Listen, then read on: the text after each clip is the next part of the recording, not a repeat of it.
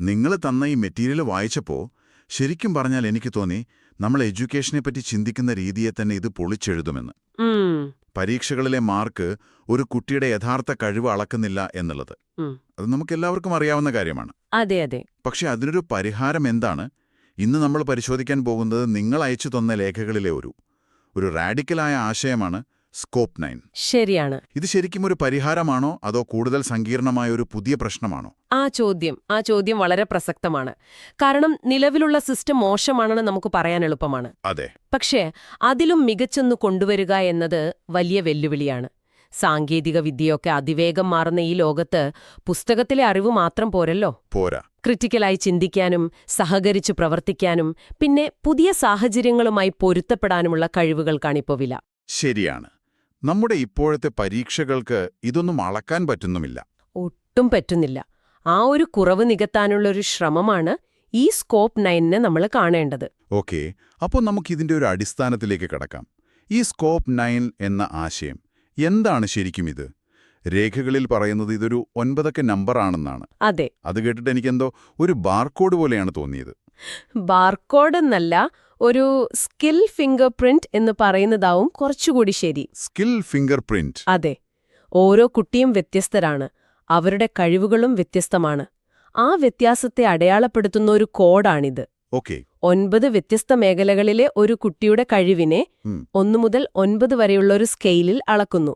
അങ്ങനെയാണ് ഈ 9 നമ്പർ ഉണ്ടാവുന്നത്. അപ്പോൾ ഇതൊരു റാങ്ക് ലിസ്റ്റ് അല്ല? അല്ല, ഒരിക്കലുമല്ല. ഇതൊരു റാങ്ക് ലിസ്റ്റ് അല്ല, മറിച്ച് ഒരു കുട്ടിയുടെ കഴിവിന്റെ ഒരു സമ്പൂർണ്ണ ചിത്രം, ഒരു പ്രൊഫൈലാണ്. ഒരു ഫിംഗർ പ്രിന്റ്. എനിക്കിഷ്ടപ്പെട്ടു ആ വാക്ക്. എന്റെയൊക്കെ സ്കൂളിലെ റിപ്പോർട്ട് കാർഡ് ഒരു ഫിംഗർ പ്രിന്റൊന്നും അല്ലായിരുന്നു. അതൊരു കുറ്റപത്രം പോലെയായിരുന്നു. അതെ. ചുവന്ന മഷി കൊണ്ട് ടീച്ചർമാർ ഒരുപാട് അടയാളപ്പെടുത്തലുകൾ നടത്തിയിരുന്നത് ഇപ്പോഴും ഓർമ്മയുണ്ട്. അതെ, ആ ഒരു രീതി മാറ്റുക എന്നതാണ് ഇതിന്റെ പ്രധാന ലക്ഷ്യം. ഇവിടെ ഇതിന്റെ ഘടനയാണ് ഏറ്റവും പ്രധാനം. ഓരോ മേഖലയിലെയും കഴിവുകളെ പല തട്ടുകളായി തിരിച്ചിട്ടുണ്ട്. പല തട്ടുകളായോ? അതെ, ഹൈറാർക്കിക്കൽ പ്രോസസ് സ്കിൽസ് എന്ന് പറയും. ഒരു ഉദാഹരണം പറഞ്ഞാൽ, സയൻസ് പഠിക്കുമ്പോൾ ഒരു വസ്തുത കാണാതെ പഠിക്കുന്നതാണ് ഏറ്റവും താഴത്തെ തട്ട്. അതിന്റെ അടുത്ത തട്ട് എന്തുകൊണ്ടെങ്ങനെ സംഭവിക്കുന്നു എന്ന് വിശദീകരിക്കാനുള്ള കഴിവാണ്. അതിനു മുകളിലാണ് സ്വന്തമായി ഒരു പരീക്ഷണം ഡിസൈൻ ചെയ്യാനുള്ള കഴിവ് വരുന്നത്. ഓരോ തട്ടും പൂർത്തിയാക്കിയാണ് അടുത്തതിലേക്ക് പോകുന്നത്. ഓ, അപ്പോ ഒരു കുട്ടി എവിടെയാണ് സ്റ്റക്കായി നിൽക്കുന്നതെന്ന് കൃത്യമായി മനസ്സിലാക്കാൻ പറ്റുമല്ലേ? എക്സാക്ട്ലി. സയൻസിൽ മോശമാണ് എന്നൊരു ലേബൽ കൊടുക്കുന്നതിനു പകരം പരീക്ഷണങ്ങൾ ഡിസൈൻ ചെയ്യുന്നതിലാണ് ബുദ്ധിമുട്ട് എന്ന് വളരെ സ്പെസിഫിക് ആയിട്ട് പറയാൻ സാധിക്കും. അതെ, ആ കൃത്യതയാണ് ഇതിന്റെ ശക്തി. അത് അധ്യാപകരെയും വിദ്യാർത്ഥികളെയും ഒരുപോലെ സഹായിക്കും. ഈ 9 മേഖലകൾ ഏതൊക്കെയാണെന്ന് അറിഞ്ഞപ്പോഴാണ് ഞാൻ ശരിക്കും ഞെട്ടിയത്. ആദ്യത്തെ 6 നമുക്ക് ഏകദേശം ഊഹിക്കാം. 3 ഭാഷകൾ, പിന്നെ സോഷ്യൽ സയൻസ്, കണക്ക്, അതൊക്കെ ഓക്കെ. ശരിയാണ്. പക്ഷെ അവസാനത്തെ 3 അതാണ് കളി മാറ്റുന്നത്. അതെ അതെ. 7ാമത്തെ ഡൊമൈൻ 21st സെഞ്ച്വറിയിലെ കഴിവുകളാണ്. Digital literacy, creativity, problem solving, സഹകരണം, ഇതെല്ലാം അതിൽ വരും. അതെ. പിന്നെ 8ാമത്തത് സഹാനുഭൂതിയും പാരിസ്ഥിതിക ബോധവും, എംപതി ആൻഡ് ഇക്കോളജിക്കൽ കോൺഷ്യസ്നസ്. 9ാമത്തത് കരിയർ റെഡിനെസ്. ഒരു മിനിറ്റ്. അപ്പോൾ എന്റെ സ്കൂൾ റിപ്പോർട്ട് കാർഡിൽ സഹാനുഭൂതിക്കൊരു സ്കോർ ഉണ്ടായിരുന്നെങ്കിൽ ഒരു പക്ഷേ എന്റെ കരിയർ തന്നെ മറ്റൊന്നായേനെ. ശരിയാണ്. അത് ചിന്തിക്കുമ്പോൾ തന്നെ ഒരു പ്രത്യേക ഫീലാണ്. എനിക്ക് കൗതുകം തോന്നുന്നത് നമ്മുടെ സിസ്റ്റത്തിൽ ഇതിനൊന്നും യാതൊരു വിലയുമില്ല എന്നതാണ്. കണക്കിൽ 95 മാർക്ക് വാങ്ങുന്ന കുട്ടി സഹാനുഭൂതിയിൽ കുറവാണെങ്കിൽ പോലും മിടുക്കനാണെന്നാണ് വെപ്പ്. ശരിയാണ് ആ ധാരണ. സ്കോപ്പ് 9 ആ ധാരണയെ തലകീഴായി മറിക്കുന്നില്ലേ? തീർച്ചയായും. അതാണ് ഇതിലെ ഏറ്റവും വിപ്ലവകരമായ ആശയം. ഈ കഴിവുകളെല്ലാം പരസ്പരം ബന്ധപ്പെട്ടു കിടക്കുന്നു എന്നൊരു തിരിച്ചറിവുണ്ടല്ലോ, അതാണത്. അതെങ്ങനെയാണ്?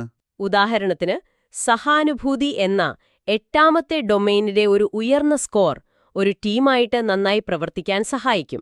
ഓ, അത് 7ാമത്തെ ഡൊമെയ്ൻ. അതെ. അതുപോലെ സാമൂഹിക പ്രശ്നങ്ങൾ നന്നായി മനസ്സിലാക്കാൻ സഹായിക്കും.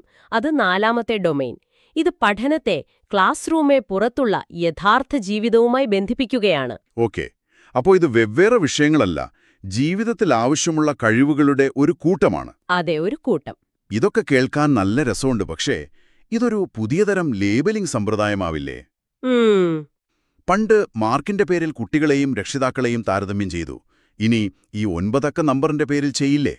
എന്റെ മോന് ക്രിയേറ്റിവിറ്റി മൈനുണ്ട്, നിന്റെ മോനോ എന്ന രീതിയിലേക്ക് കാര്യങ്ങൾ പോവില്ലേ? അതൊരു ന്യായമായ സംശയമാണ്. ഏത് പുതിയ സംവിധാനം വരുമ്പോഴും ഇങ്ങനെയൊരു സാധ്യത തള്ളിക്കളയാൻ പറ്റില്ല. അതെ. പക്ഷേ സ്കോപ്പ് 9 വിഭാവനം ചെയ്തിരിക്കുന്നത് ഒരു മത്സരത്തിനുള്ള ഉപകരണമായിട്ടല്ല, മറിച്ചൊരു വളർച്ചയുടെ രേഖയായിട്ടാണ്. വളർച്ചയുടെ രേഖ. അതെ. ഇതിന്റെ ഊന്നൽ ഒരു നിശ്ചിത സ്കോറിലല്ല, മറിച്ച് കാലക്രമേണ ഓരോ മേഖലയിലും ഒരു കുട്ടി എത്രത്തോളം മെച്ചപ്പെട്ടു എന്നതിലാണ്. ഇന്ന് ലെവൽ 3യിൽ നിൽക്കുന്ന കുട്ടിക്ക് നാളെ ലെവൽ 4ലേക്ക് എത്താൻ എന്ത് സഹായം വേണം? അത് കണ്ടെത്താൻ. അതെ, അത് കണ്ടെത്താനാണിത് സഹായിക്കുന്നത്. അത് മത്സരബുദ്ധിയല്ല, ഒരു ഗ്രോത്ത് മൈൻഡ് സെറ്റാണ് പ്രോത്സാഹിപ്പിക്കുന്നത്. ശരി, നമുക്ക് കുറച്ചുകൂടി പ്രായോഗികമായി ചിന്തിക്കാം. ഈ 9 അക്ക നമ്പർ എങ്ങനെയാണ് പ്രവർത്തിക്കുന്നത്? നിങ്ങൾ നൽകിയ രേഖയിലെ ഒരു ഉദാഹരണമെടുക്കാം. ഒരു കുട്ടിയുടെ സ്കോപ്പ് 9 നമ്പർ 753687967 ആണെന്ന് വയ്ക്കുക. ഓക്കെ. ഇതിലെ ഓരോ അക്കവും ഓരോ ഡൊമെയ്നിലെ ലെവലിനെയാണ് കാണിക്കുന്നത്, അല്ലേ? അതെ, ശരിയാണ്. നമുക്കതൊന്ന് അപഗ്രഥിച്ചു നോക്കാം. 7ാമത്തെ അക്കം, അതായത് 21ാം നൂറ്റാണ്ടിലെ കഴിവുകൾ 9 ആണ്. 9 ഏറ്റവും ഉയർന്ന സ്കോർ. അതെ. ഇതിനർത്ഥം ആ കുട്ടി ക്രിട്ടിക്കൽ തിങ്കിംഗ്, സഹകരണം തുടങ്ങിയ കഴിവുകളിൽ മാസ്റ്ററി ലെവലിൽ എത്തിയിരിക്കുന്നുവെന്നാണ്. ഡിജിറ്റൽ ലോകത്ത് ആ കുട്ടി വളരെ കോൺഫിഡന്റ് ആണ്. കൊള്ളാം. പക്ഷെ അതേസമയം 3ാമത്തെ അക്കം, അതായത് 3ാം ഭാഷയിലെ കഴിവ് വെറും 3 ആണ്. വളരെ കുറവാണ്. അതിനർത്ഥം ആ കുട്ടിക്ക് ആ ഭാഷയിൽ അടിസ്ഥാനപരമായ വാക്കുകൾ തിരിച്ചറിയാനും ലളിതമായ വാക്യങ്ങൾ ഉണ്ടാക്കാനും മാത്രമേ സാധിക്കുന്നുള്ളൂ. ഒരുപാട് മെച്ചപ്പെടാനുണ്ട്. ശരിയാണ്. പക്ഷെ 5ാമത്തെ ഡൊമെയ്നായ സയൻസിൽ 8 എന്ന ഉയർന്ന സ്കോറുണ്ട്. നോക്കൂ, സയൻസിലെ ഒരു ഡാഷ്ബോർഡ്. ഓക്കെ. അതിൽ പറയുന്നത് അമിത്തിന് ഹൈപ്പോത്തിസിസ് ഫോർമുലേഷൻ എന്ന സ്കില്ലില് ലെവൽ 4ൽ സ്റ്റക്കായി നിൽക്കുകയാണെന്നാണ്. പക്ഷേ ഡേറ്റ കളക്ഷനിൽ അവൻ ലെവൽ 7 ആണ്. അപ്പോൾ ടീച്ചർക്ക് കൃത്യമായി അറിയാം അവൻ എവിടെയാണ് ഒരു ചെറിയ സഹായം വേണ്ടതെന്ന്. അല്ലാതെ സയൻസിൽ പിന്നോട്ടാണ് എന്നൊരു ലേബൽ കൊടുക്കുകയല്ല ചെയ്യുന്നത്. അത് കൊള്ളാം. ഇത് ഓൺലൈൻ പ്ലാറ്റ്ഫോം വഴിയാണ് നടപ്പിലാക്കുന്നതും രേഖകളിൽ പറയുന്നുണ്ട്. അതെ. അതായത് കുട്ടികൾ ലോഗിൻ ചെയ്ത് ഓരോ ലെവലിലെയും ടാസ്കുകൾ ചെയ്യുന്നു. അവരുടെ പ്രകടനത്തിനനുസരിച്ച് സിസ്റ്റം അവരെ അടുത്ത ലെവലിലേക്ക് കൊണ്ടുപോകുന്നു. അതെ, ആ സാങ്കേതിക വിദ്യ വളരെ പ്രധാനമാണ്. അത് അധ്യാപകരുടെ ജോലിഭാരം ഒരുപാട് കുറയ്ക്കുന്നു. ശരിയാണ്.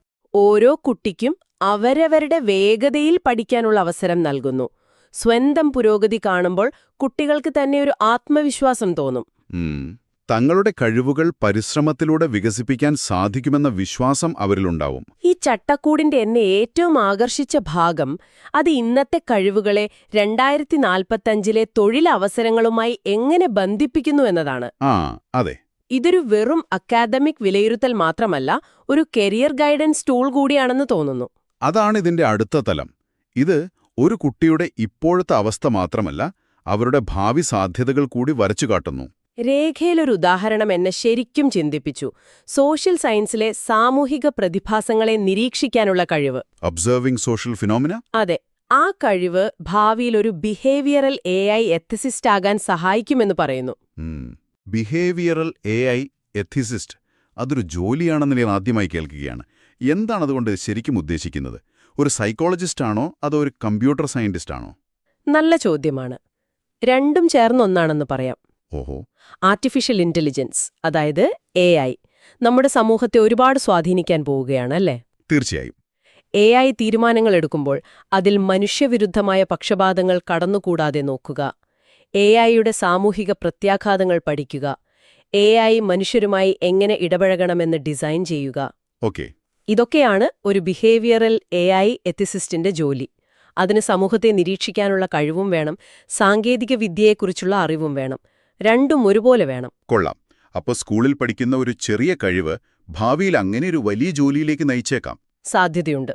മറ്റൊരു ഉദാഹരണം, 8ാമത്തെ ഡൊമെയ്നിലെ സഹാനുഭൂതി പ്രകടിപ്പിക്കാനുള്ള കഴിവ്.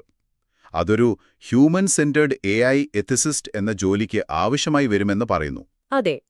സാങ്കേതികവിദ്യ മനുഷ്യന്റെ നന്മയ്ക്കായി ഉപയോഗിക്കുന്നു എന്നുറപ്പുവരുത്തുന്ന ഒരാൾ, അല്ലേ? അതെ.